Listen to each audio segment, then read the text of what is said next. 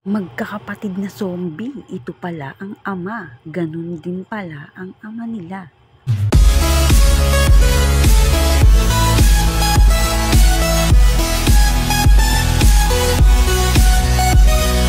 Asan nga ba ang ama ng magkakapatid na zombie? Ganun din pala ang ama nila.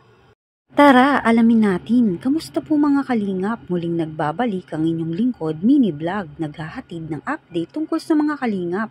Kung bago ka pa lang sa aking channel, mag-subscribe na at huwag kalimutang mag-like para lagi kayong updated sa aking mga videos. At patuloy po natin na suportahan ang founder po ng Kalingap na si Kuya Val Santos at Kalingap Rob dahil alam naman natin na madaming natutulungan sila na mga kababayan natin. Araw-araw po natin na suportahan at panoorin ang kanilang mga videos. Asan nga ba ang kanilang ama? At ito ay ganun din pala, kagaya ng magkakapatid na takot at ilag na makipag-usap sa mga tao. Bago yan mga kalingap, dito muna tayo. Bakit nga ba ang ama ng magkakapatid ay parang kakaiba din? At bakit nga ba di din ito nagsasalita?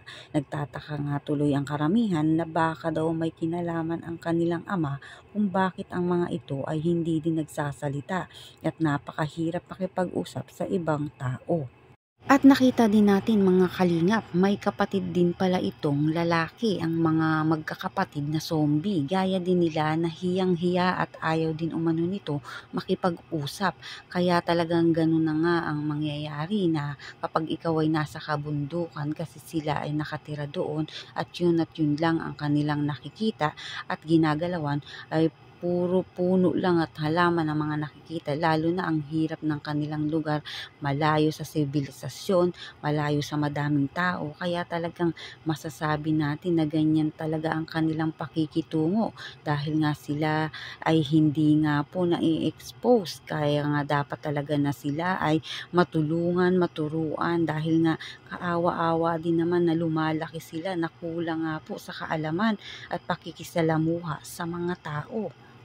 At nang magkaroon sila ng kumpiyansa sa kanilang sarili, nakakatuwa nga nung naisama nga sila ni Kalingap Rob sa SM. Ayon nga sa magulang ay first time ng mga ito makapasok doon. Makikita natin doon nga po sa panganay na kapatid ay masaya at kahit papaano nga ay nakakausap ito kumpara nga po doon sa dalawa na kapatid.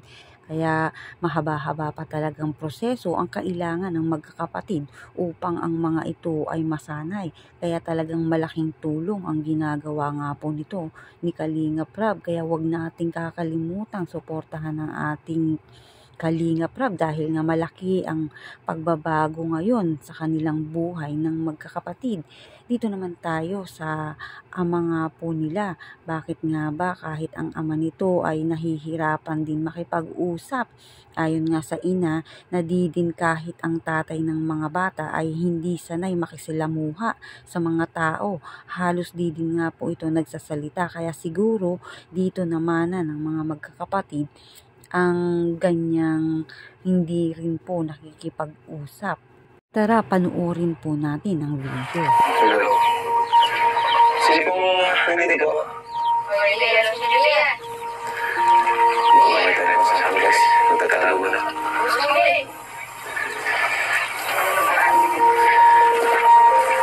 Hindi natin nakakakain na may bahay pala dito mga kalining.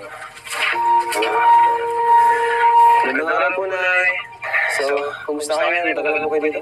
Tagal na po, tatlong taon. Tagal na po? May anak po kayo? Apat. Apat. Kuya, Hindi po sila sanay sa tao? hindi. Hindi. Kasi naglalas siya sa bundok. Paano po kayo na padpad po dito sa lugar na ito?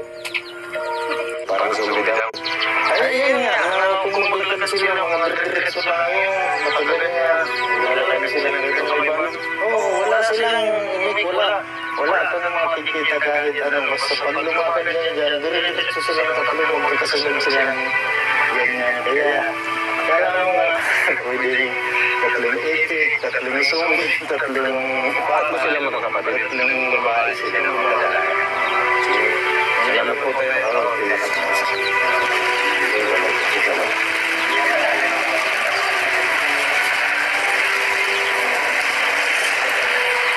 Hello po. Kumusta po kayo?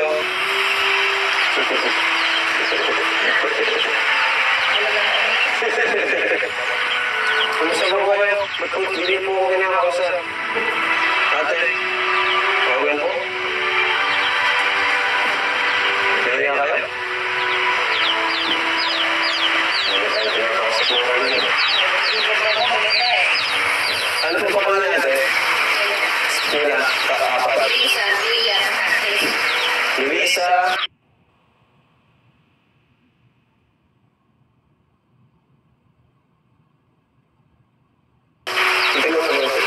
Luisa, Bea, Chris, Bea. Opo.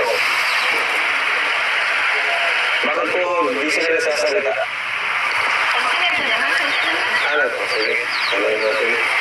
Nag-aaral ba si Melissa po ito? Siya po yung panganay? Si Chris. Chris, nag-aaral kayo, Chris? Nag-aaral? Eskwela.